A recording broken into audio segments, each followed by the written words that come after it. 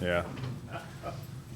Okay. We're gonna put a wager on it? It is, no, it is Tuesday, August 20th, 2019. We'll call the meeting to order. Please stand for the Pledge of Allegiance.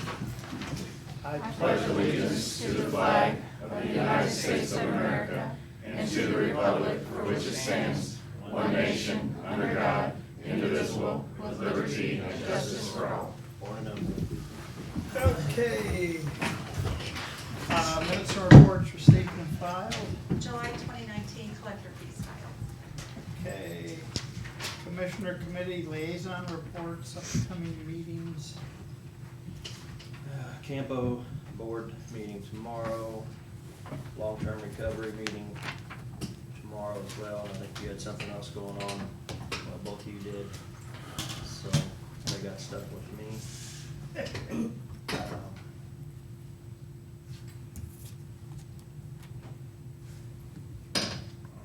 about it till next Tuesday, slow week, thank goodness. What, that money? So we had a Heartland Port Authority meeting this morning. Have a regional planning commission meeting tomorrow at 11:30. I have a road and bridge advisory meeting tomorrow. Is that right? Is that right? I didn't know if it was Wednesday or Thursday. I got it on both days. Okay. Central Missouri Community Action Thursday night at 6, which I may miss that since we got Dave Sylvester's little deal. I think that's all. Okay. We get done in time today. I've got a roundtable with Congressman Luke DeMeyer and the Cap Region Board meeting tonight. Tomorrow morning I'm meeting with OAL, one of the MSP developers. Got a meeting in Lynn. Thursday, bicentennial meeting, Dave Sylvester, Boost Barbecue. Friday is a Veterans Radiothon for the Honor Flight, so I always challenge the mayor, tell her that to match my pledge. Saturday night, we get to go to the lake to the Ellis Rochelle Gala at the Lodge. Sunday's our bridal spectacular, Jeff. Selling brides? Monday, United Way meeting, disaster relief. They've got like some money that Cole County can use. And then Tuesday morning, Downing was down. I get to meet with Judge Joyce before our regular meeting, so. That's it.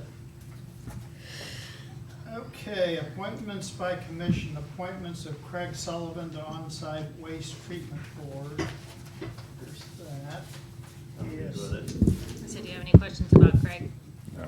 Okay. I move we appoint Craig Sullivan to the On-Site Wastewater Treatment Board. Second. All in favor? Aye. Okay, presentation from staff, consultants, invited guests, legislative update and planning discussion, strategic capital consultant. Morning. Good morning. Thanks for having us. Before I get started, Commissioners, I would like to introduce a couple people with our firm. Of course, you already know Tom Robbins. You guys work with him quite a bit. But Cassie Gruing is here with us, and also Jake Silverman, and they are administrative staff and help us through the process. And I think as we go through this update, you'll kind of get a sense. First, it's amazing the difference a year makes. Last year at this time when we took over, we just got out of what I would probably consider the most tumultuous time in state government that you've had in Jeff City. You had a governor that was embroiled in a controversy. You just had a new governor that took over that was trying to catch his bearings. And last year, that was, I think everybody was remembered for, crisis and fighting and controversy. This year was drastically different. You guys had an opportunity to visit with the governor in the governor's office, and you kind of got a sense of how he operates. As a former sheriff and farmer and member of the House and the Senate, he from day one, he kind of understood the process. And his goal was to try and calm the waters, right the ship, and try and work together. And I think you've seen over the past year, and specifically this legislative session, contrary to last year's stories of fighting and bickering, this one you actually had people working together and getting along. That doesn't mean they agreed on every issue. I think we all know that. But what you found, whether it be on broader issues, whether it be the General Motors bill or workforce development or infrastructure with regards to the bonding bill, they all had their say, but at the end of the day, they found a way to get stuff done.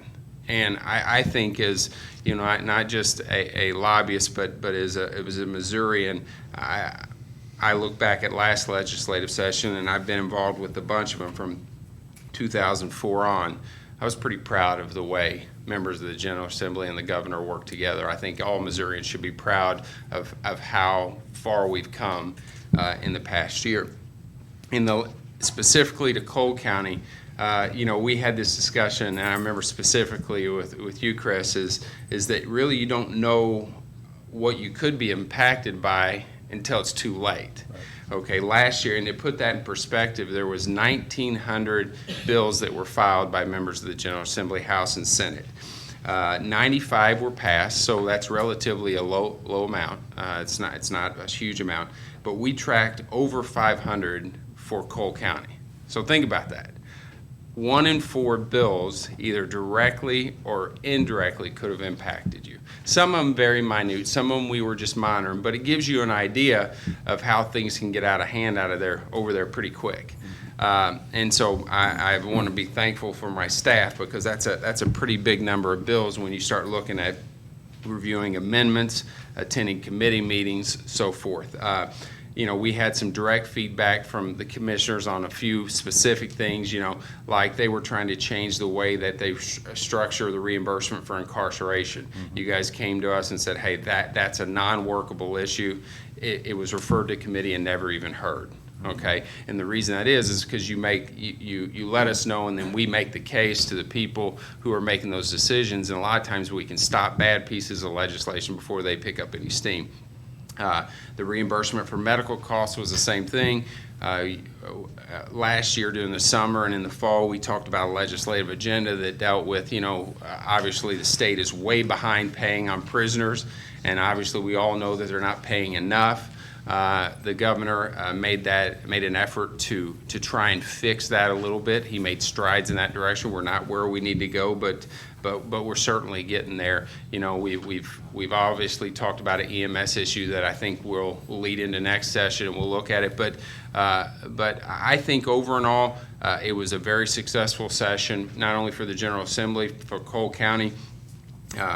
It was the first time that I've seen, since not only serving there, but being as a lobbyist, that you started to hear people saying, okay, what does Cole County think about this?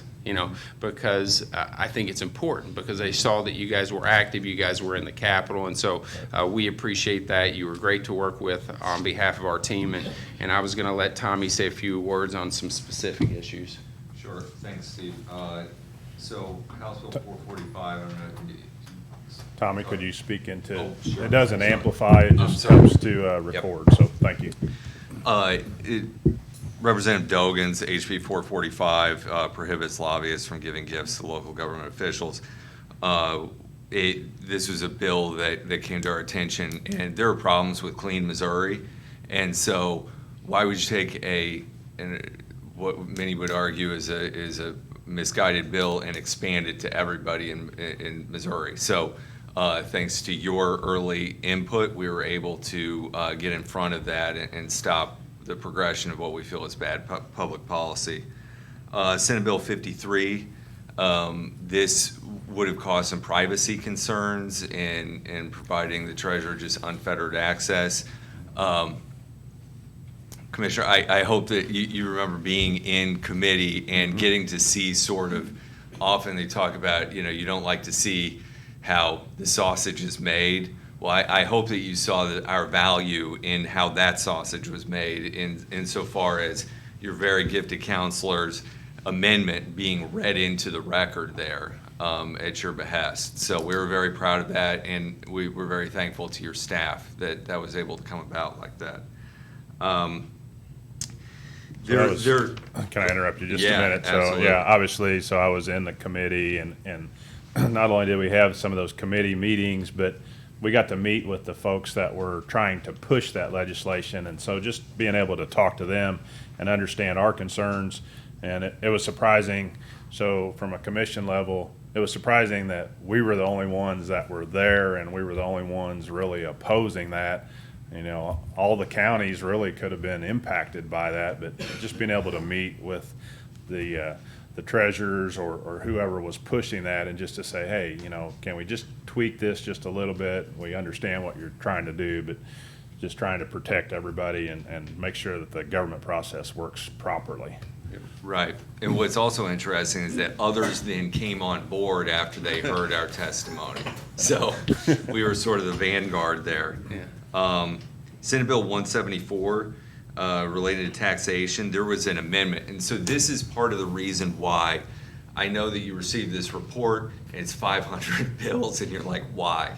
Why? Sorry. Well, this is an example, because we were tracking the particular bill, Senate Bill 174, because it had language that could become relevant, and sure enough, it did. House Amendment 5 would have required residential assessed valuation that was increased more than 10% to be presumed to be a mistake. So it would cause all sorts of problems. I mean, you'd have to double your staff. So we were able to successfully remove the amendment to 174. It also popped up on several other bills. So we're playing whack-a-mole in the Senate and the House, and that's whenever I lost all my hair.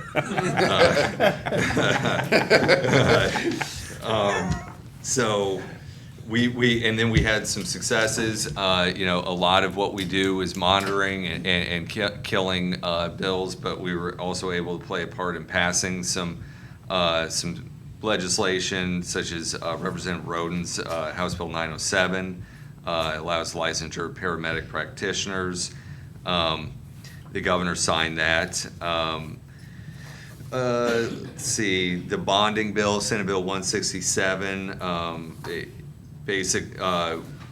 this is an interesting part. Representative Stacy offered a home builder amendment that would have required Cole County to approve building plans in 7 days or be fined.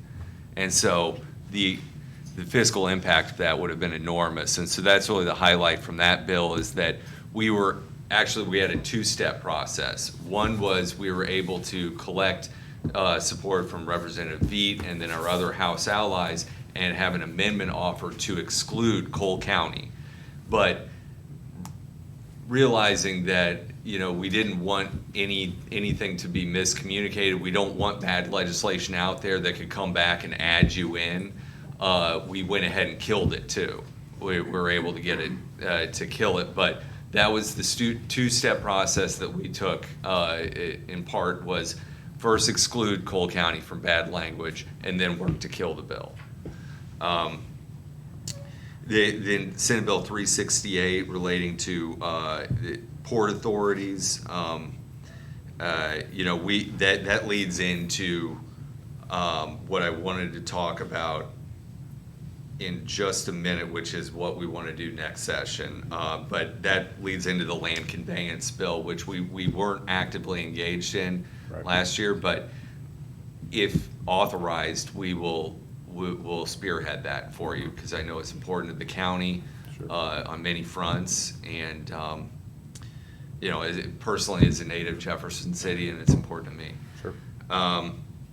So there was Cass, maybe you can talk a little bit about the $5 million that we were able to get through the budget process, Office of Administration. With the prisoner room. Well, there's a $5 million, we were able to get a $5 million appropriation through the Office of Administration.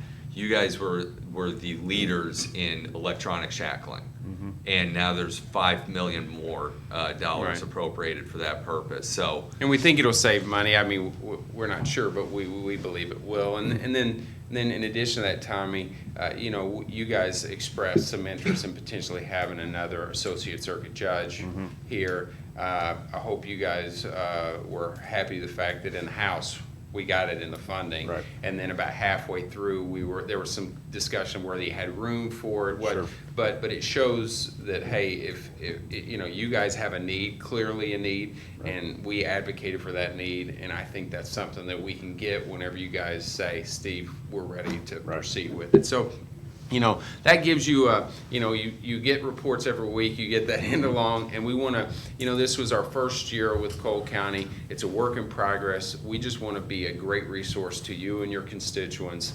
that you guys, and I think you guys, all of you know that if you need anything during session, out of session, all you do is pick up the phone and you'll get Tommy or I. Right. Away. You never have to search for us. Right. And so hopefully it was, we feel like it was a really good first year, and we just want to build on our first year to have a great second year. I think we have the problem worked out for a fifth courtroom too, Okay. so don't, you know. That's good. Well, you know, I mean, Yeah, well, yeah, it's, you know, and I will, and a couple things, because that reminds me of something. One, your legislative individuals from the House and Senate, fantastic to work with. You guys have a great group of people that you've sent to Jeff City here to represent you, and you know, they have been great to work with, from the House members to the Senate.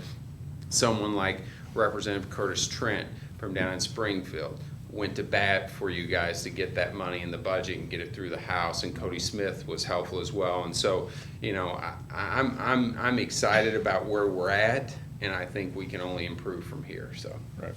I just wanted to add one other thing another thing, thank you, that you articulated at the beginning and really stuck with, was the importance of the prisoner reimbursement that you were paying out of pocket, and so there was an arrearage that accrued.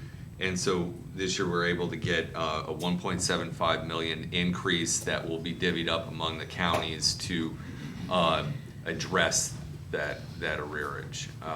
So we look forward in the next couple months in identifying, now that you kind of understand hopefully a little bit more of how we can help you, let's figure out and identify what are the priorities for next session. We commit to those and we see them through to the end. Sure. be happy to answer any questions. No, I mean, obviously, we didn't really know what we were doing going into, you know, last legislative session, and it kind of happened late in the game, and so obviously just trying to address the issues that came up, and, Sure. and you guys were, you know, were there and got on it and took care of it right away, and so obviously that's a great resource. I appreciate all the work that you guys have done, and then as things kind of came to light, you know, we tried to have you work on some things, and we got some things done, and just, you know, obviously, things that help us are great, but things that negatively impact us, trying to head those off and keep those Sure. from costing county taxpayers more dollars is definitely huge. So, so we don't keep growing government, try to stay small Absolutely. and be efficient and reward our people and give raises and all those things. So, you guys got anything? I think if you thought this year was busy, next year will probably be worse. Now we know how to get all y'all. This year, as far as legislation went, this was the most involved that I can say personally that I've been involved with it. Even on the port side, y'all got us in front of Representative Becky Ruth, That's right. the city administrator of St. Louis, because, you know, I came in, I don't know anything about ports, so. we Yeah, tried to learn I thought and- that was a productive day. It was very productive, so appreciate that. That's Yeah. one of the many things, and that's just fresh in my mind because we had the port meeting this morning. so. Yeah. Well, and Jeff and I were lucky we didn't get arrested there, because Yeah, that's true. Go get rid Yeah. of our weapons. I remember that. Apparently, it's not okay to carry your guns in there. Can't imagine. But anyway, no, we were honored to represent Cole County, and I think Tommy mentioned something that's actually going to be true as we go forward. You know, there'll be a lot of counties starting to look for your lead, and so I don't necessarily think that's a bad thing. I think it's a compliment. So Sure. Well, thank you all. No, Appreciate Yeah, thank yeah. you. Appreciate you guys coming in and give us an update, so.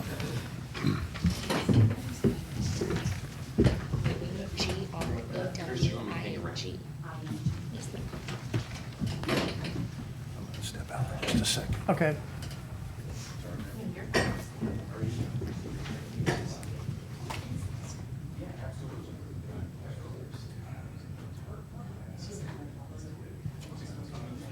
FEMA next. Yeah, we'll do FEMA. We'll go ahead and start on FEMA. Bill, FEMA presentation.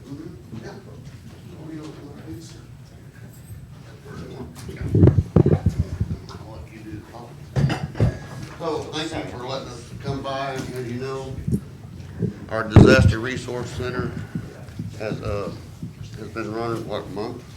5 weeks. Yeah, 5 weeks, so they are demobbing today and be complete at 6 o'clock, so kinda wanted to bring them up and let the commission see what all has been done. I think I passed out a sheet, to you as our most recent, figures as of yesterday, but I think that's changed. So I have Celia here, I think you've met Corey, with the Small Business Association that's been here since day one, too. So just kinda wanna give you a brief of what's been going on. Hi, my name is Celia Hyde. I'm the DRC manager for Cole County. And DRC is Disaster Recovery Center, for those of you who don't know. There's so many acronyms in FEMA that I've been on 10 years and just learning a few of them still. So as of yesterday, we had 203 visitors to our center. We had 440 registration over the past 4 to 5 weeks. And 395 of them were referred to our program, which we have a grant program that if you qualify, you will receive grant money to start fixing your house up. It may help you in rental assistance. There's a number of things you can use it for. Personal property, transportations, moving, storage, funerals, and medical. We had 273 inspections were issued, 261 of them have been completed, 134 of them have been determined to be eligible for our grant program. To date, we've distributed $641,000 approximately in help, and 115 people out of all these households got our housing assistance, which could be up to about $34,000. 63 have been determined eligible for other needs, which is the funerals and the transportation. Fortunately, there's no funerals. I don't believe there's any deaths in this county. It's wonderful. But first of all, I also want to thank you for letting us use the emergency management office. It was perfect for our needs. Bill and Tracy were just great hosts. They tolerated our noise sometimes, but they were great hosts. And all in all, this is a wonderful town. I call it a town because it doesn't seem like a city to me. It's very congenial. The residents are just very polite, nice, helpful, and I just love the fact that there's hills and trees. I come from Massachusetts, and I just did 8 months in Texas where you'd have to look a mile to find a shade tree. So really, really love it. The 1 or 2 days we've had off, I was out there exploring, and we all were, and everybody feels the same way. It's very comfortable, and I thank you for letting us come in and be invited in. You know, FEMA is invited in by the states. We don't just knock on the door and say we're coming in. We're invited in. So I appreciate it. You've been great hosts. Well, thank you Thank for you. everything you've done. Well, we It's, got to know a lot of your citizens, and they're just they're fighters, and they're going to rebuild. yeah. So I may steal some of Corey's thunder. I think I saw you this morning on the news. So you're closing up this shop per se, but you can still get assistance online. Call you. Yeah, we'll have contact numbers. The Okay. Joint Field Operations Office is on East McCarty, across from Old Fire Station 2. So there's still people here. This part's just closing down. Right, and they get registered until September 9th. And on your paperwork, you have the numbers they can call, and they'll talk to a live person, and they'll help them through the process. They can still register over the phone or online. But today is our last day. Yeah. come back in the winter when we have snow and ice. No, don't come back. Seriously, Public Don't Works want and them the to come city, I want to applaud the city. We clean our roads very well here with snow and ice. So come back and you can really, We'll take you sleigh riding and everything. Well, I'm from Massachusetts, and sometimes I can't get out of my house because we got so much snow, but I'll come back to Missouri. I really enjoy it. Come back in the fall when the trees are turning. Yeah. It's beautiful, yeah. Yeah. And it's deer season. That's right. Well, on behalf of my team, I want to thank you very much. Thank bet. you. Thank Yeah, you. they've done great. On behalf of SBA, again, we also want to thank you all. Bill, it's been just awesome from day one, setting up media interviews, not only with radio, television. We've approved over $7.6 million to the state of Missouri. And then on Monday, I'm going to have a final closeout meeting with Bill, and I'll be able to give him the Cole County numbers. We usually try to hit our $10 million milestone before we do our county-by-county numbers. But since we haven't quite hit that, I'll make sure to have that. And we may hit the $10 million milestone by this Monday coming up, but I'll be able to have the county numbers for Cole County, and also, I guess, the surrounding Boone County as well. But again, we just want to thank you all for hosting us. We're pleased to be able to service the residents and citizens of Missouri in this time. I always say it's we don't want to come for disaster. We want to come for the fun. We want to come for the Lake of the Ozarks, for the Cardinals games, for the Chiefs games. But unfortunately, disaster does strike, and we are here to be there when it does strike. And like I say, it's still within the registration period of September 9th, and then for the businesses that sustained economic injury only, they still have until April 9th, 2020 to register for, or actually to apply for the SBA loans. But the one thing I still try to convey, every media interview, every city council, every commissioner's meeting, businesses hopefully don't wait until the 8th month to realize that you've had a drop in sales, canceled contracts, start being proactive in identifying that economic injury. But again, thank you so much. Thank you, commissioners. Thank you, Bill, for everything. Great. Thank you. Appreciate all you did. Thank you. Thank you. I hope to not see you again. Yeah, But I would love to yeah. come Come visit. back as a visitor. Well, I made an extra copy. All right. Okay. Any commission comments? Nope. Bids and contracts. Contract number 2018-33R1, propane provision and services renewal. This is a renewal from last year with Three Rivers Propane. They're actually going down. Last year, they were at $1.16 per gallon, and now they're going to $1.10 per gallon. So I'm good. I was just looking at the contract here, and so 2 boxes are checked. And so there's a wish to submit an offer and then a proposed an increase of blank percentage or per the revised schedule submitted with the response. So is that, so it's just $1.10, so that'd be 0% or, I mean, I don't know, that was just a little confusing to me. Or should I say propose a decrease? Yeah, we can put decrease on there. Or then.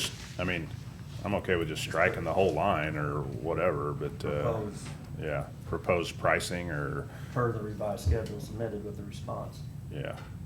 So is that why the increase? Well, I just don't like blank percentage there. I mean, obviously somebody writes something else in. Yes, yeah. I mean, or 0% or just not applicable. Can we just put NA in that or something? Yeah, that would,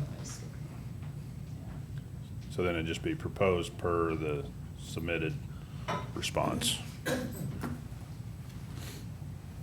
So I'm we're all right good. with the $1.10 renewal? Yeah, I'm Yes. good with that, yeah. yeah. And we can do that Yeah, I mean, just, pending an approved contract or form.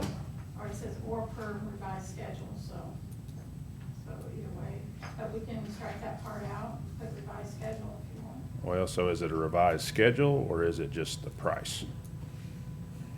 Because, I mean, we're bidding it every year, right? Per the submitted proposal or whatever. Okay. Can we just change a little wording there and approve it? I think if you just put NA in there to take care of the blank, That's fine. The blank I don't wanna blank, be, I I think, don't is wanna the be biggest difficult, concern. so. because it does say or. Then get our chairman of the census committee to sign in too. He came in afterwards. Oh, Larry. Yeah. So you need a signature today? I move that we approve the contract renewal with the changes for propane provisions and services with Three Rivers Propane. Second. All in favor? Aye.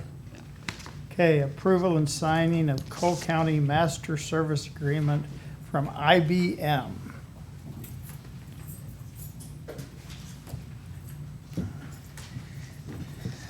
So this is the master services agreement for storage array for the county. It's something we've already bought and paid for. It's just acknowledging the terms and conditions of the service contract.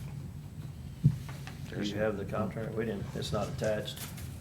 I've got it right here. Okay, Has Jill looked at it? Yeah. Okay. so there's no cost associated with it? I mean, we've already looked at it, I guess. Okay. And what is this, what are we getting for this? So pretty much where all our information is stored is on this storage array. Okay. Yeah, and so. Servers or, okay, Yeah. Yeah. talking plain language there. I mean, we only know a few things: computer, server, desk weight. Rifles. That's right. Okay. I move that we approve and sign the master services agreement with IBM. Second. All in favor? Aye. Okay. Contract 2017-31R2, inmates food services renewal. We currently have this with Trinity. They're increasing it by 3% this year. We happy with their services? Yes, sir. Okay, And the 3% was in the contract. okay. I'm good. I'm good. I'm good. I move that we approve and sign the amendment to the food services agreement with Trinity Services Group. Second. All in favor? Aye. Aye. Okay. Do we have any unfinished business? Assume you have that, does that adjustment go into effect next year, or? I couldn't tell you. I would doubt it. If we're signing it, I'm sure it'll probably take effect in September. Okay. Beginning September 7th, so will that affect your budget, or do we have I don't that? think it will. If it does, I'll come back to you. Yeah, I'm sure. We should be good, You though. just have to serve less meals, buddy.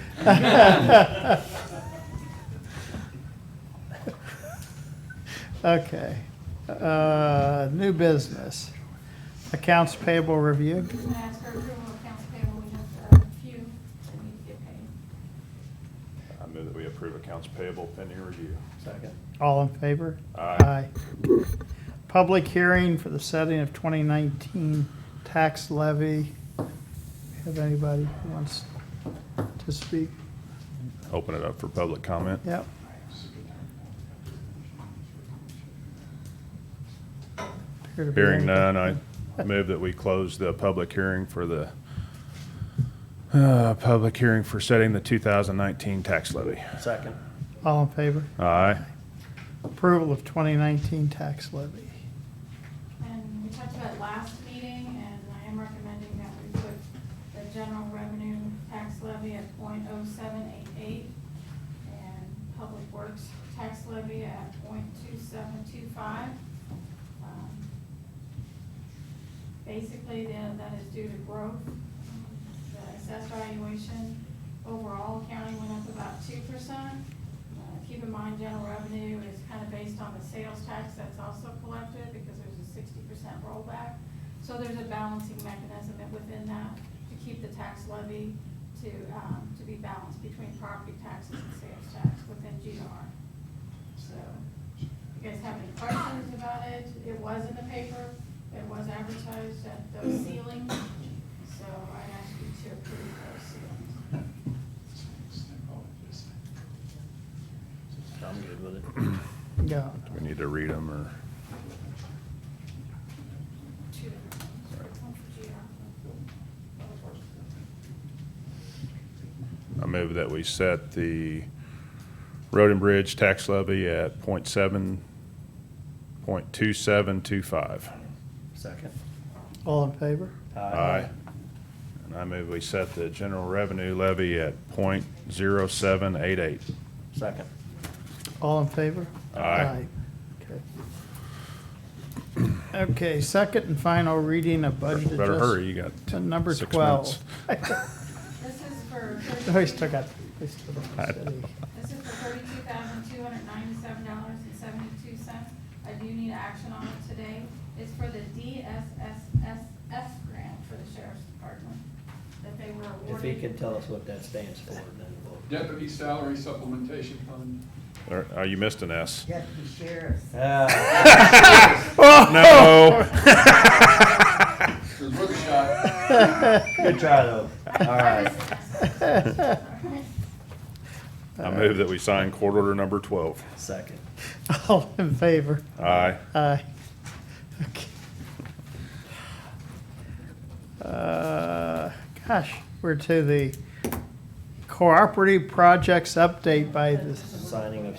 signing of second supplemental joint defense agreement. I'm sorry. This was the. I'm signing stuff. Sorry, that we had last week, and this was the one on the Ameren case, and, division between the different counties of what, the joint defense agreement was going to pay. And of course, our part went up because a few counties dropped out, so maybe Chris can talk about it if you've got any questions. Did we get the contracts straightened out? I mean, I think that was the biggest portion of it. Well, the biggest, we didn't really ever have it, so this is the contract. So I we think have a Chris sent new it a couple contract. weeks ago. Oops. So we have a new contract with a new percentage. Right. And Jill was gonna figure out for you as far as if it would still stay in the limit of the 40,000 I not to exceed. emailed Jennifer and never have heard back.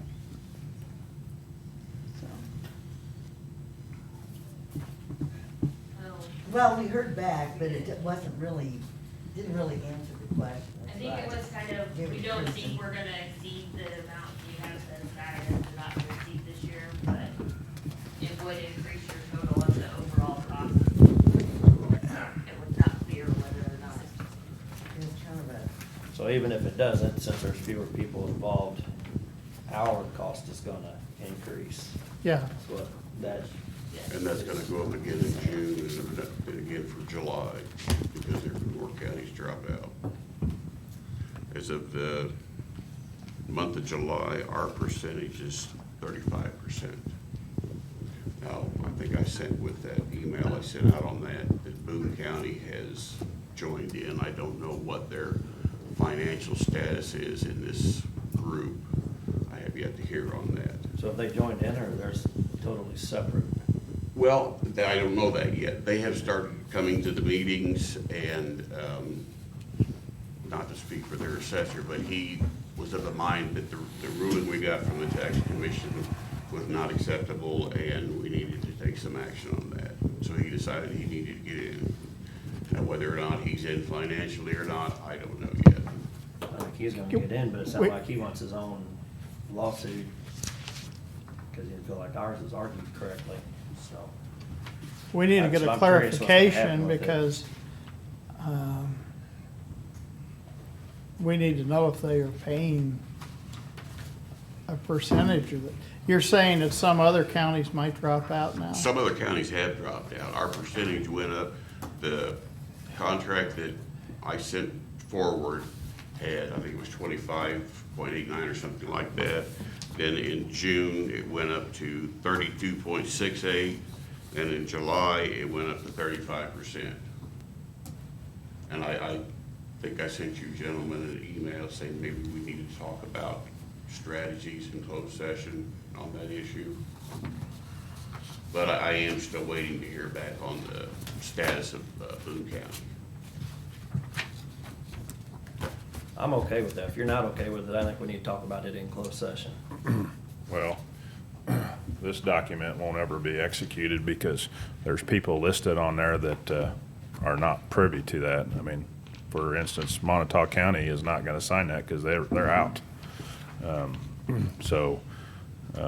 And then also that says that, that George Sansucci will be retained by this group. So obviously, we don't have an agreement with George Sansucci, and so, I mean, I think it contradicts several things that we're trying to do here. And I mean, if we're gonna be spending money, we need to do it on a united front.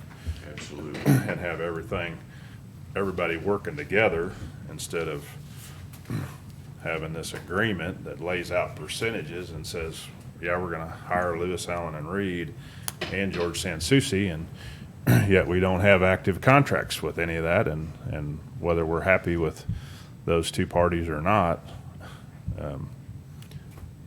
I don't know. I'm in total agreement with that. There's too much that has not been settled since, I don't know, the beginning of this year. As far as the status of the appeal, the last I had, the order was that the respondent, or the complainant had to file by July 26th, 2019 for review. That was on the 2013 remand, and the respondent is Ameren, and ours is due by, I'm sorry, the complainant is Ameren, and theirs is July 26th. We're the respondent, and ours is August 30th of this year. So ours has not gone in yet, as far as the argument for the actual case. So I don't know what you guys want to do with the contract stuff. I've been waiting to hear back from them on some clarification and have not had it as of yet. I think it needs to be a closed session, because I think there's too much stuff that we can say to, I don't know, just to maybe lead somebody to believe something or another. Regardless of this, we need to carry on with it. Sansucci, we're done with his services, and unless they're gonna do something more for us, we'll have to have another contract with them. Because we had a contract with them already that's done with, right? Correct. So, I mean, I understand what you're saying, that shouldn't even be mentioned in there, but it's just, this is the old contract with just some new percentages. And those percentages have changed. And Yeah, those so- those are wrong too, so. Well, but it's not even a contract, because I think it's an addendum. Sansucci or Reed's not signing it either. I mean, there's no signature for them. I don't know, I just think it, Okay, well, it's a defense agreement, I guess, is what. So there's a separate agreement with Rural now. This is just referenced in their agreement, is the percentages that they're using to break down their bills. So when did Montauk get out? I mean, up till yesterday? So then this would take effect, because they'd still be in for their 2% or whatever. I don't know, I Not just, if they don't sign it. I don't think Montauk was in as of beginning of June, I know that. from what I can tell from here, what they sent. I just know that it was settled sometime this summer or this spring, and so, I mean, so obviously that changes everything.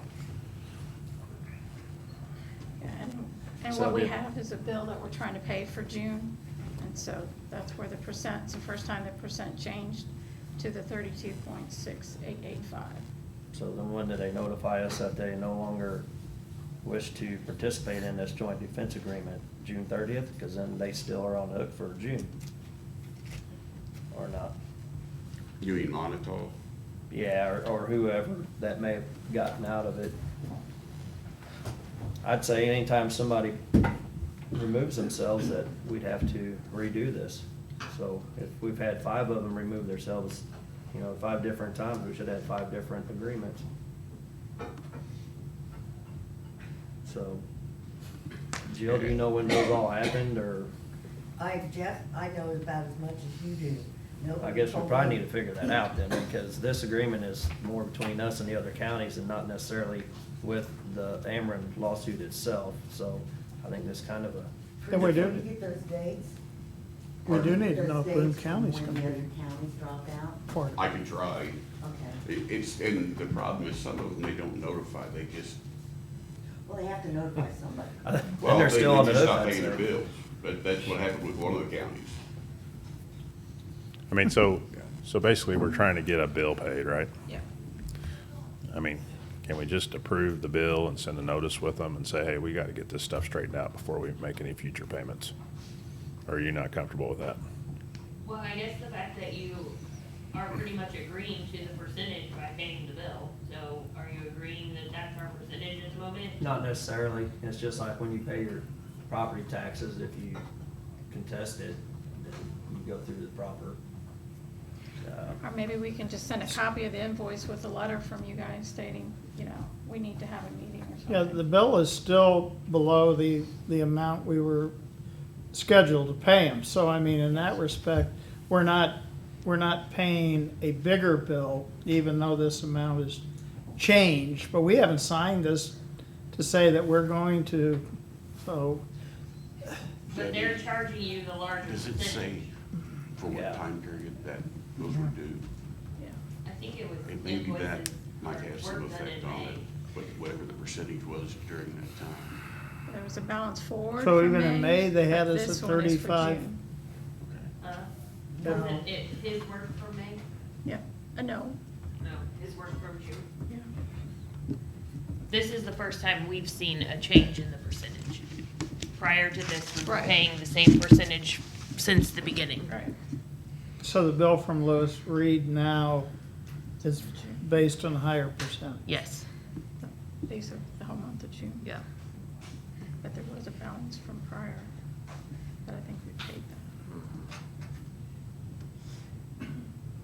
But it's still below the amount that we have budgeted for them, right? We're still within the not to exceed Okay, amount not on to their exceed. contract So for the year. we could pay them and then, as Debbie said, put a letter in there and just say, you know, until we get this worked out, we're not. But I don't know if paying that does say that you're okay with that percent. In a way, it kind of does, but I'll leave that to the attorney. I mean, we owe the money. Yeah. And they've done the work. So, we don't necessarily owe the 25%. We maybe owe 23%, because this is based on new numbers. Well, right now, this invoice is at the 32.6. 32, and it's gone up to Okay, 35 well- now, right? That's what he said. Yeah, so Yeah, it as started of out at July. 25, now we're at 32, or we're at 32, then it's gonna be 35. Who told them to change those numbers? Why did they change them? Because Based we on the never counties. changed any kind of agreement that said we agreed to pay 32 or 35. Right, and that's what, Well, so that's where this all started, So was pay their contract references that joint defense agreement. And the only one that we have signed currently is the original one that's still at the 23 or 26%, whatever it was So originally. 3.86, I think. Then that's what I would pay. I'd say, here's our 25.8% figured out per the agreement and the contract. If it's different, and let's know the letter and explain to us why we owe more. we can do But I that. don't We can see it. reduce it to that percentage that we That had. agreement. Yeah, I think we that's need to not pay, signed. we need, I mean. That's they- fine. Pay the 25.8, Yeah. send a letter with it and say, hey, we Yeah. need to get this agreement figured out, or whatever it is. I mean, Yeah, So pay the same percentage that we had before and Yeah. tell them we need a new signed joint defense agreement with a new percentage before we will pay an additional percentage beyond what the Which original we one have. said. What? but we have that agreement, but it's just not signed. Right. They wanna Is have it signed by anybody though? I have no idea. Then it's not an agreement, so. Yeah. When they so- do those multi-party agreements, what they do is send them to everybody, you sign your page, and then submit it back. Then when they have all the signed pages from all the parties, they compile the final. Well, we'll pay the bill at the percent that we've done, and if Jill could write the letter to them, we'll put that in there yeah, with it. that'd be fine. Yep. Yeah, Can I ask a question? Or I could just send them an email saying you'll be receiving payment. Right. yeah. Yeah. Go ahead, Chris. Can we, I mean, I don't know how we've been treating this, but can we treat the actual contract with Lewis, Reed and Allen as a contract, and then the percentage, the joint defense agreement as an addendum, so that whenever the percentage would change, can we just update the addendum? That's the way I As would see opposed to it. having to do the entire contract? Well, the percentage is between the assessors. That joint defense agreement, Lewis, Reed and Allen is not a party to that agreement.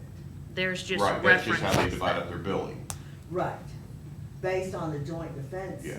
agreement between the assessors. Yeah, but if they come to me and say, well, so-and-so dropped out, I'm like, do you have something in the agreement saying we're gonna pay more? Go pound sand. Bill them. They should have paid it, or they should have said, look, we want out. I don't even know, are they just out of paying, or are they out of the lawsuit? Some of them have dropped out of the So if they're entire dropping out suit, of the they've lawsuit, settled. then. Unsettled okay. with Ameren. Yeah, They don't have some near of as them much at have. stake as we do, so. Maybe I don't blame them on their parts. So, I mean, I think that is part of the problem, is that they're signing or the assessors are signing an agreement, but yet we're paying Cole County's portion, so we should have an agreement with Lewis, Allen, and Reed that specifies our portion of whoever's agreement it is, but, you know, our agreement is with Lewis, Allen, and Reed. Our agreement is not with the assessors or the Assessors Association or all those parties involved. I mean, because we're paying the bills. So, I mean, if that needs an addendum to change the contract because the percentage changed, fine, but, I mean, otherwise, it's gonna be a mess going forward. So currently you want an agreement with Lewis Reed and Allen that references a particular percentage? Yep. That's what this is. That's an addendum. That's like Chris says. Well, that's No. it, that references exactly what we're gonna pay though, and it changes every month the way it sounds now. So, like Chris said, we should just have to do this every month. If somebody wants to stay the same, sign it saying we're good the same, or somebody says we want out, they need to have it saying they're out, and we need to be notified. I think there is something in the contract that says that if you drop out, it has to be in writing a month prior.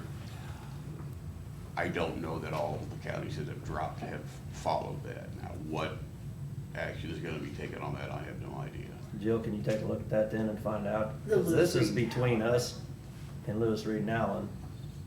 And, you know, the rest of the lawsuit is more with the assessors, Lewis Reed and Allen, and Ameren, and the tax commission, so.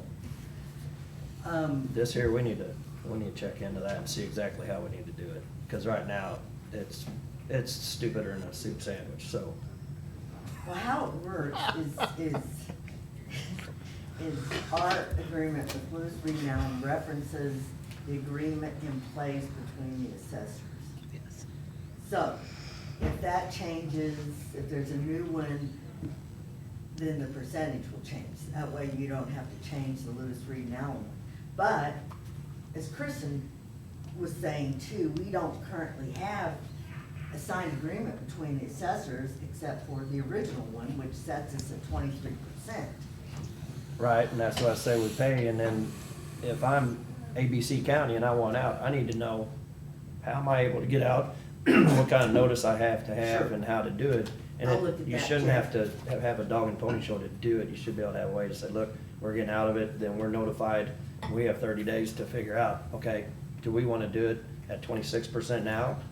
Or what are we gonna do? So, So I guess the question with today is, are you willing to agree if we get that agreement updated to exclude Sans Souci to the 30 to whatever percent? We need to find out what Boone County's gonna do, because that needs, Well, this is in reference No. to June though. well, but that, Boone County I has thought, nothing to do with this right now. This is services already rendered. Right. yeah, and what So- we were talking about doing is just paying the 25% portion that our contract says that's what we're paying. So, No, the 23%. whatever it is. Right. Yeah, Whatever agreement we actually have in place. Is what This I'm one, gonna there's pay now. nothing yes, signed on is this. what you're gonna pay I now. pay that percentage and tell them, you know, once we get the rest of it figured out, we can send you the, you know, whatever proceeds we need to send you, but I have to look Okay. back Boone County, at- we look got, back at last month. it's not gonna have anything to do with us right now as far as the billing. I fail to see that Boone County would come into ours right now when it's at the state tax commission again, and, I mean, it's gonna go on forever if at some point there's not a appeals process that ends. 2013. They I think you just enter out of that box. Then You know, I'm not sure if they did 18 or not. I will have to ask Tom, but I do know they did in 19. I think Boone County was getting hit the first time in 19. So they wouldn't be any part of any previous, Of the 13. yeah.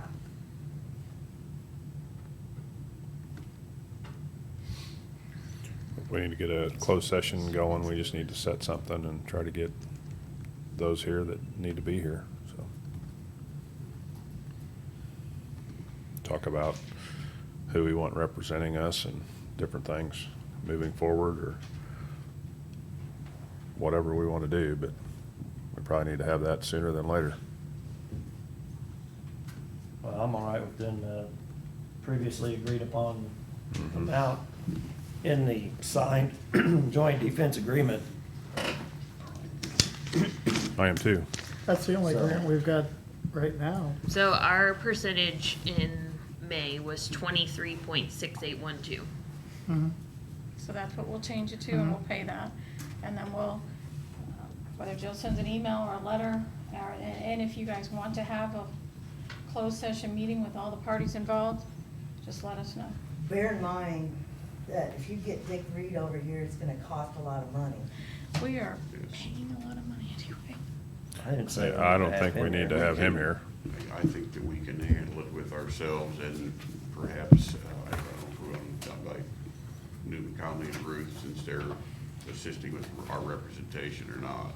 I'll leave that up to, you all think that's necessary? Because he does have knowledge on it, he's still on the I think email, so sometimes he we gotta knows talk to the what's current. schools too, 'cause Well, Let me know when and I'll, let the parties know.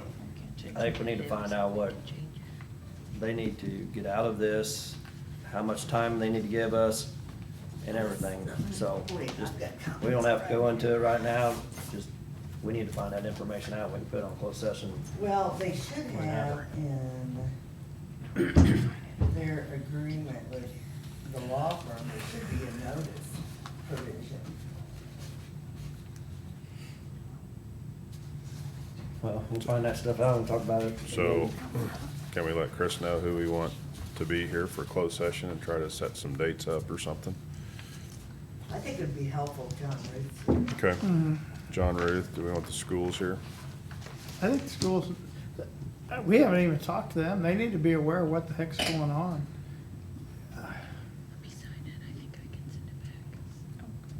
Or do we want to have a small meeting before we invite them?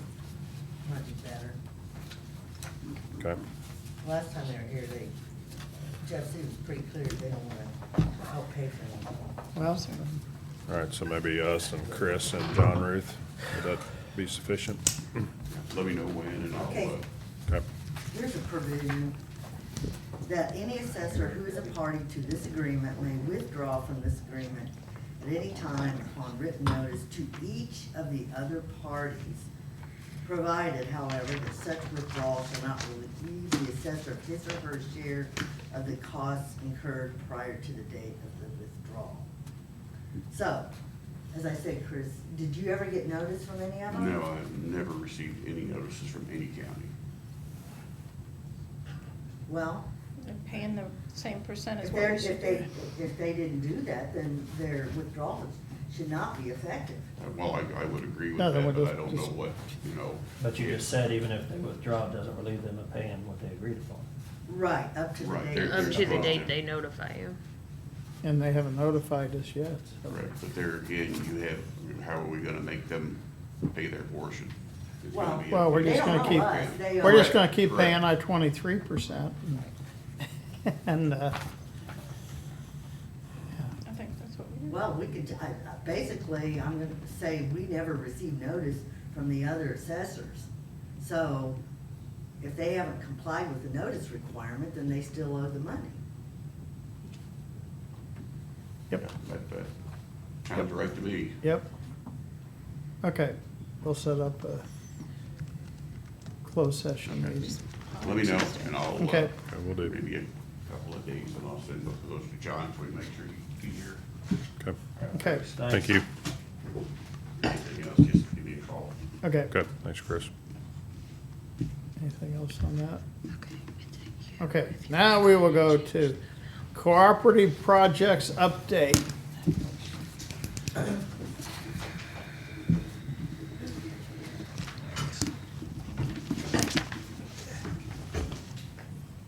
Hey, David. Hey, Matt. How's it going? Thanks, sir. See, don't we have more fun than city council? Well, you guys are. Certainly earlier. Slept there last night. Long meeting. After now. I'll take your order. Oh, I can, oh, well, no, this is our copy from down at City Hall. Oh, okay. All right, so what I've given you, you've kind of seen this sheet before, but the numbers are kind of updated a little bit in the interim. And so probably the thing that we want to talk most about is down near the bottom, but I'll kind of just roughly go through the stuff at the top. So the first project up there, of course, is the Clark Avenue intersection. Again, that was a project that was specifically named as part of the sales tax. So the stuff in black is actually part of the language in that sales tax. And so as you can see, we've done the conceptual traffic study. Again, there was some SDP funds that were part of that project, which made that a little less expensive in terms of our contribution. And so there's $1.17 million left in that category. And right now we have a design contract with Bartlett and West to actually begin to design what is going to be a roundabout at the intersection of Clark and Dunklin. And so, so right now we're looking at what right-of-way we might need for that. We've actually done an appraisal already on the corner where the old grocery store used to be. It's now the Joshua House Church. And so that appraisal has come back at $250,000. So that's a parcel that we think that we're going to need to purchase.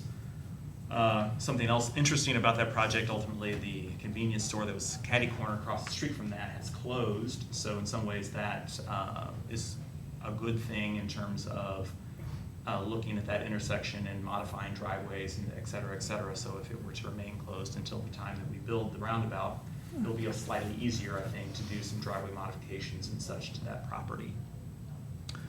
We kind of moved down the list. Of course, we've got the Capitol Avenue improvements. That was something that's been completed in a couple years now. Myrtle Avenue, again, was completed last summer. And so then there is some additional money, about $500,000 that was still left in that category that we're proposing could also then be used for the Clark and Dunklin project for purchase of right-of-way, et cetera. And so you can see that in green there as a proposed use of that funding. If we continue on down the list, we have our two big projects. So I guess this would be the 3 and 4, or 2 and 3 big projects. So the Dunklin Street, just an update on that. The contractor has been working up on the 400 block, which is the block that goes up the hill between Mulberry Street and Broadway. We believe that the water will be at a level next week that we can actually come back down into the 400 block, which is down there by McKnight Tire, Warehouse Tire, M&M Transmission, and get that stormwater pipe laid in there, which will allow us to open up a larger portion of that project and perhaps even get back on schedule, or at least perhaps have a shot at being on schedule to get that project finished. So that's where that stands at the moment. And so then there's, that project actually came in a little bit under what was estimated, so that you can see the $131,000 is kind of left there, kind of in an undefined category. And of course, after that, then we have the $1.7 million that we had set aside for the East High Street projects. And so that project, Tia in our office is still working on the final design of that. And again, we kind of agreed to have that bid in October, and we think we're on schedule to make that happen. Then getting down towards the last category, the supporting economic and commercial development. Again, so there's a couple things going on there. The Morse packaging, the county guys, Eric was in charge of getting that project out the door. And we had held a pre-construction meeting 4 weeks ago, something like that. And as part of that, we began looking at the crossing at Militia Drive, which is just up the road from where this railroad extension is going to be. Unfortunately, that road crossing is in bad shape. We believe that the railroad ties that are underneath the concrete crossing panels have rotted, and so we're getting a lot of motion in those concrete panels as those heavy trucks drive across it. And so we're looking at a way to perhaps make use of the contractor who's there building the rail extension to actually then go and repair the railroad crossing as well. And so you can see in green in that category, we have a Militia Drive railroad crossing category as a proposed category, and $164,000 associated with that. We have asked the Rail Works is the name of the company who is doing the rail extension, what it would cost to extend that. And there are several different options. Certainly one is to go back with wooden ties, which is what we've had, or what we had there, and it's lasted 15 years or so, which doesn't seem like that's a very long lifespan for an improvement like that. There's also options for using concrete ties, and then also some sort of composite ties. Ultimately, those are a little more expensive than wooden ties, but given the detouring and everything else, other construction that goes along with it, perhaps that's something that could be looked at to try to get a little bit more life out of the next time around. So really, we're just asking, would it be appropriate for the city and county to share in the cost of that improvement of that railroad crossing? And it seems like the timing is good in terms of the fact that we have a contractor there already doing a railroad project. So that's really right. So we would be looking, if it was all right with the commission to do a change order to the contract with Railworks through the city's or the county's contract to make repairs to that railroad crossing. And that's really the point of what we're doing or looking for today is an approval of that. And of course, then the last category, again, is MSP is kind of a name on that category, although that's not been defined either. So that's kind of the rundown of the full 11 million. But today we're really interested in knowing if the commission would be willing to work with us on a change order to fix Militia Drive. If the port ever materializes, then this crossing's gonna be gone because we're gonna go up and then come over the track. So how much more, if you don't do the wooden ties and you use a composite or something like that, how much more does that add to it? We're just talking with the representative, the contractor's representative who was out there and basically indicated that the cost of the wooden ties would be somewhere in the neighborhood of $1,000 a foot to replace the crossing with wooden ties. We kind of asked him to be a little bit more. He just said the other ones would be more. We've asked several times what more means, and I don't remember exactly what the concrete ties were, but the composite ties were, I think. Trying to look it up. Yeah, I think it added about $300 a foot, so I think it would have been about $1,300 a foot to do the composite ties, which would be the most expensive option of the 3 tie types. So I don't exactly remember what the concrete tie option was, but.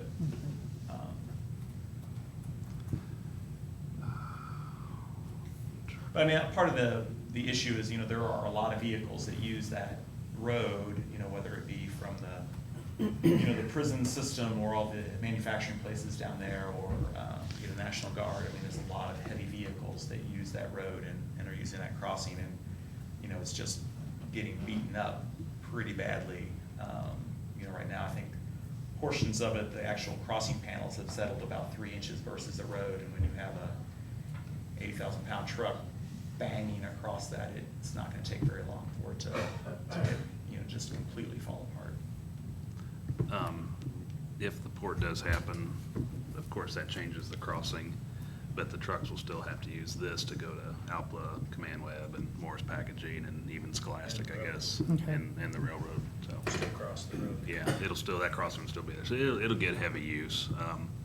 Trying to look up some of those costs, and David is in the ballpark on the wood tie option. The precast and composite are definitely more. There's a lot of really unknowns until we decide which way we're gonna go, and then we can come up with a more firm cost, so. And part of it too is to what extent can we withstand a closure of that road?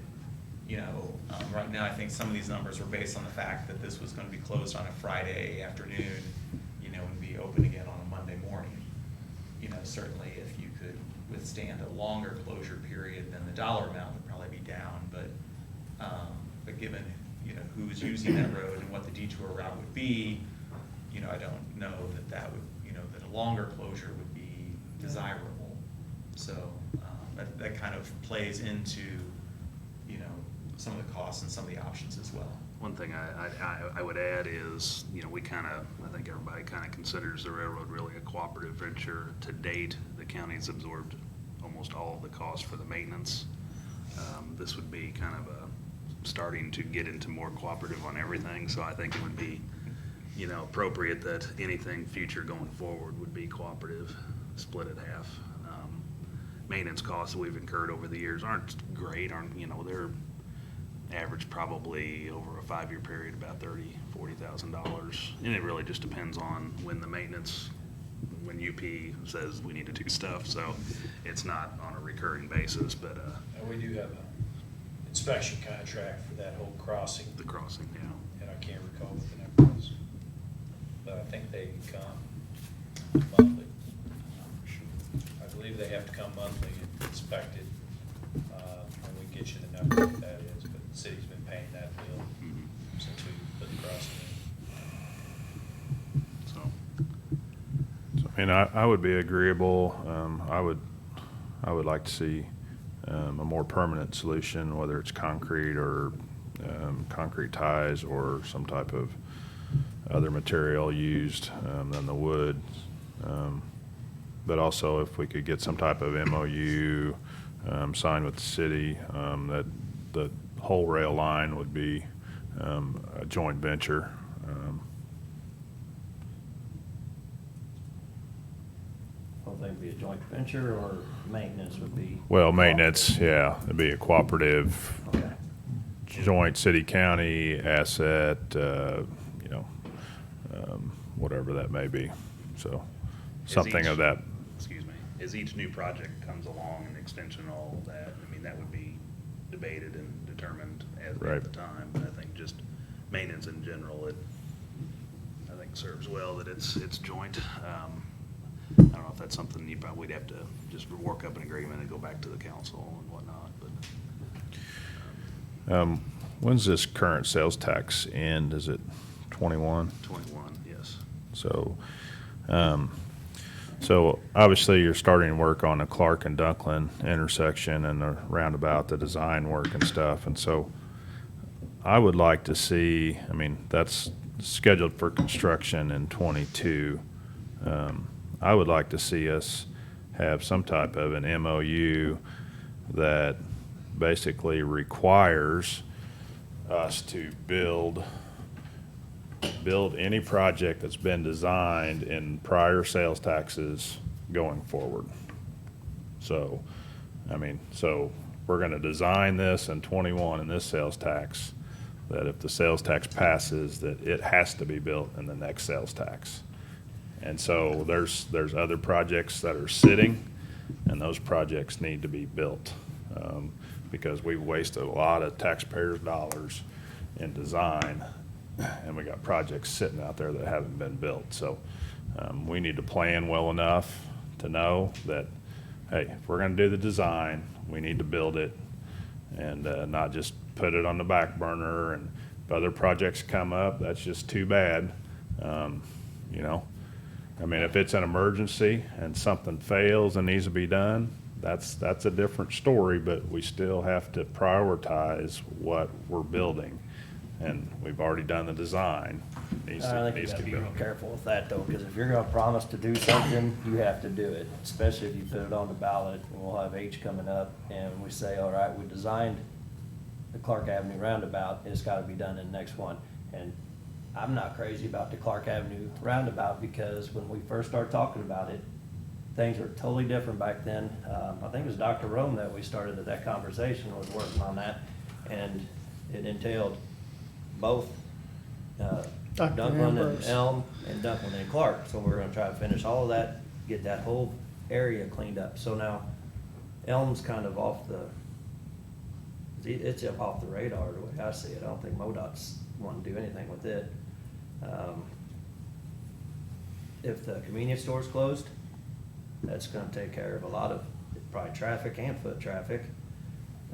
If you just clean up that intersection, when they used to have a grocery store there, that's when they took and put the other little turn there, because they had cars in the way, that your line of sight wasn't there. I think that needs to be revisited and maybe even totally changed. I think that could be done a little differently, rather than putting a roundabout there. I travel that corridor a lot, and I don't see it happening or helping. I'd rather push the Creek Trail and Edgewood one, especially with school getting ready to start out. So are they gonna be able to turn right coming out of school and come right out to Edgewood then on Creek Trail from that lower drive? What's currently there today is what is going to be. So they'll be able to take a right out there at 3 o'clock, that's gonna be a cluster. So if well, you make them, right out make them of come where- out the other way, or The right out of where Creek Trail? coming onto Creek Trail, yeah. On the Creek Trail. On the Creek Trail and then coming out to Edgewood, Yeah, you'll be able to do that. so. Right, they- so the I don't know. Cavalier Drive is just a 2-lane road. There isn't any additional turn pockets or anything at Creek Trail. So as you Yeah, I go just know, down. I'll avoid that at 3 o'clock, I guarantee you that. We've been getting a lot of feedback on that. Of course, you know, people concerned about the current traffic and a little worried about what's gonna come with the new school opening. And, like I said, Dick Hockey came to the Public Works Committee, Last month. 2 weeks ago or whatever it was, and was asking about, he owns the property there. Really, that's a big project with 2 roundabouts. We worked with the bank and the office building on the corner of Stadium and Edgewood, got a little right-of-way there. There's quite a bit of right-of-way needed. Kind of explained that it wasn't in this sheet anywhere, because this is what the last 5 years did. And so, you know, there is no improvement for that on this sheet. It would have to be a big change of priority between the council and the commission to do that. And it didn't seem like the council was interested in changing any priorities at this time. Probably goes back to what maybe Chris said. It was listed here as Clark and carrying forward.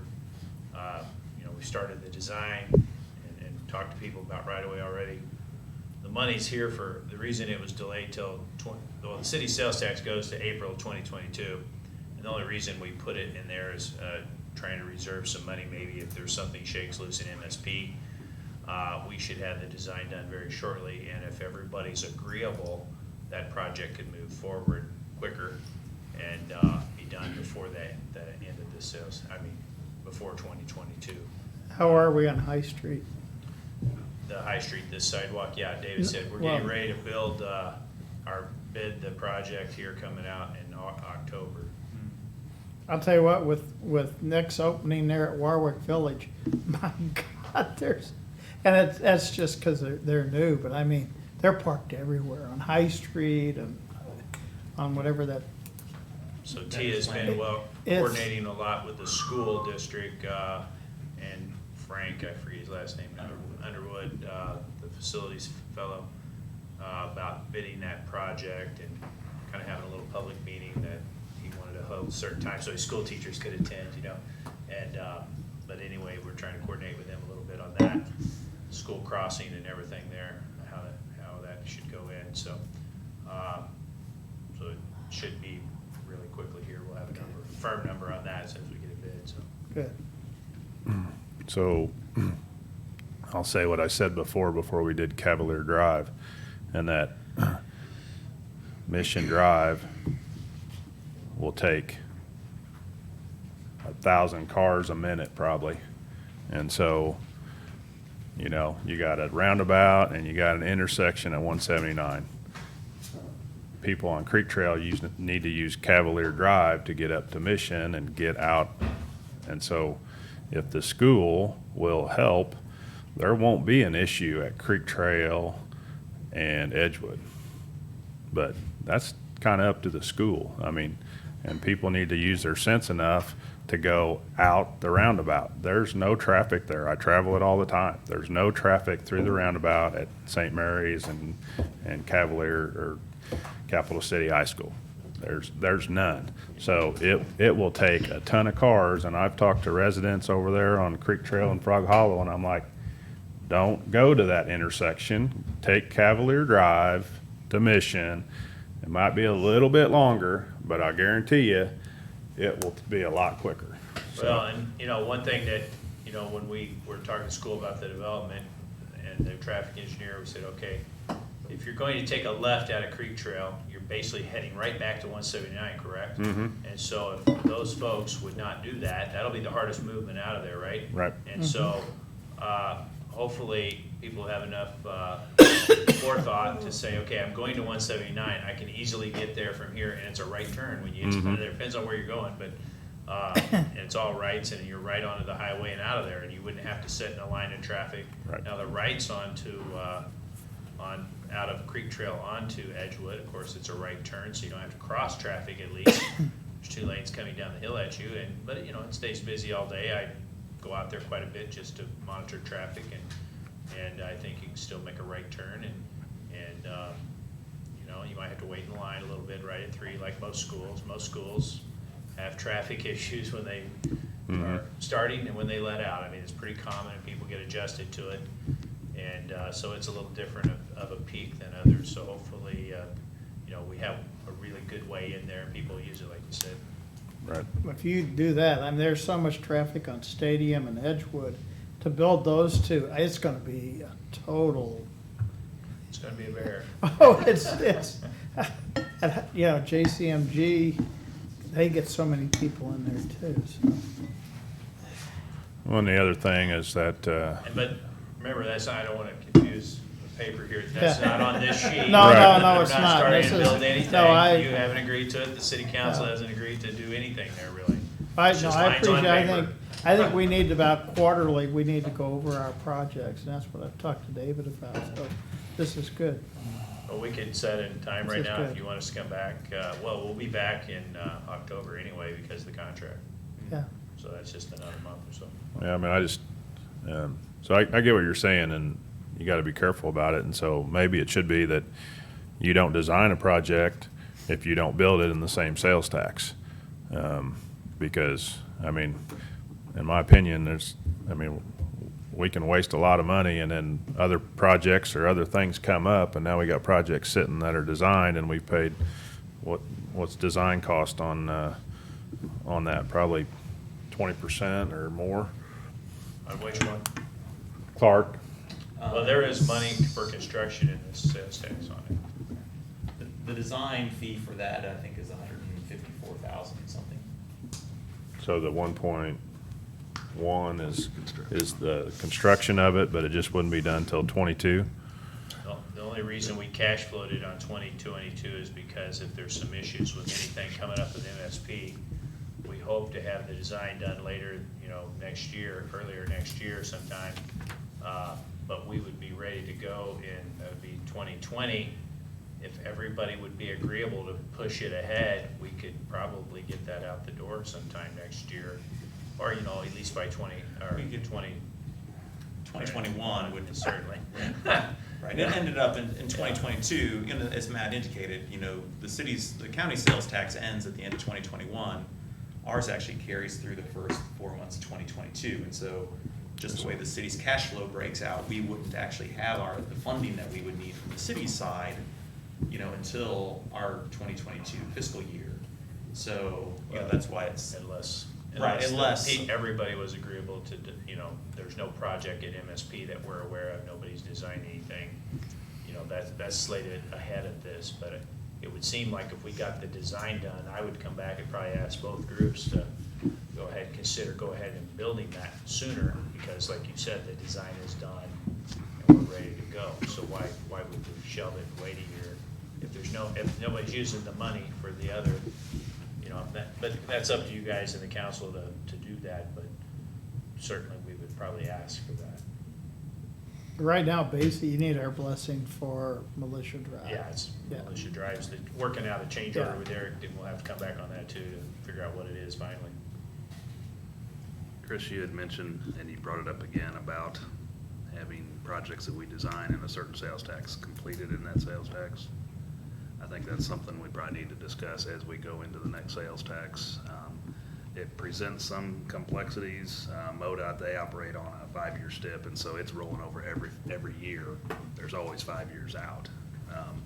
We, on the other hand, are every 5 years, then we have another 5. And it's a little bit difficult to plan projects just because we're not sure if we're gonna always have that 5-year funding stream, so it's something we need to talk about and see if that's doable. It probably is. We'd have to do a little upfront planning in the sales tax and get things designed and ready. That way we can build them by the end, but definitely we need to remember to discuss that as we plan out these next projects. Yeah, the only thing on this sheet that isn't designed or slated for is the MSP money. Right. So that's the only thing on the sheet that doesn't have a firm project associated with it. And so, yes, at the end, you know, what's going to become of that funding, the group will have to decide. Yeah, so the project I'm referring to is the Wildwood Extension, obviously. It's been sitting for almost 10 years now, so. Yeah. So, I think that'd be a top priority in the next sales Mhm. tax.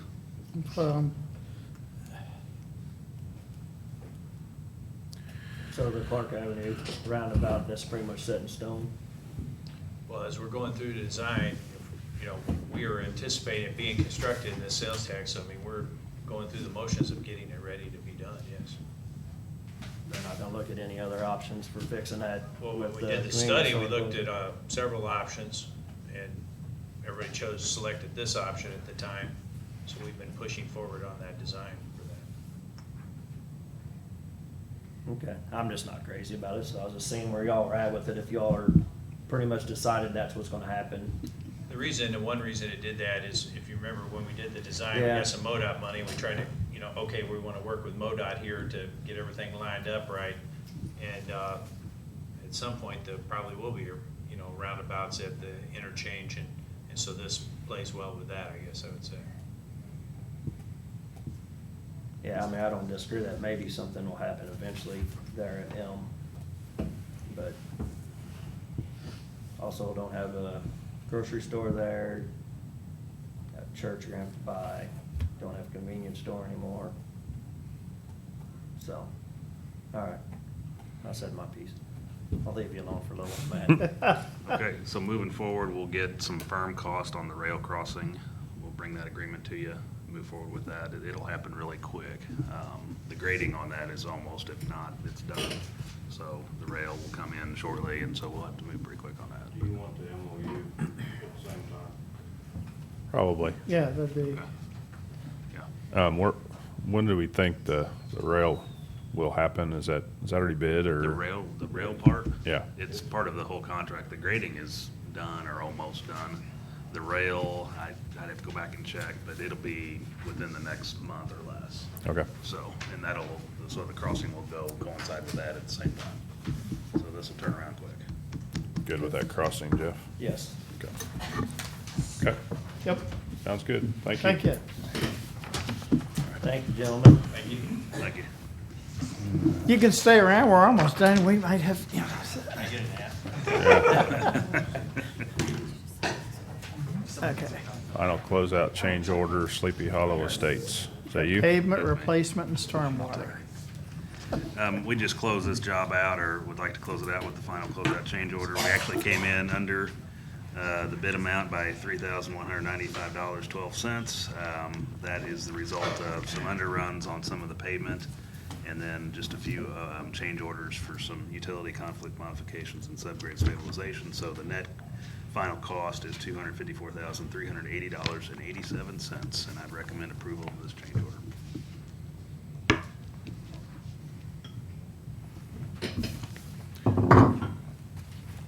You just remind me did Stockman do that one?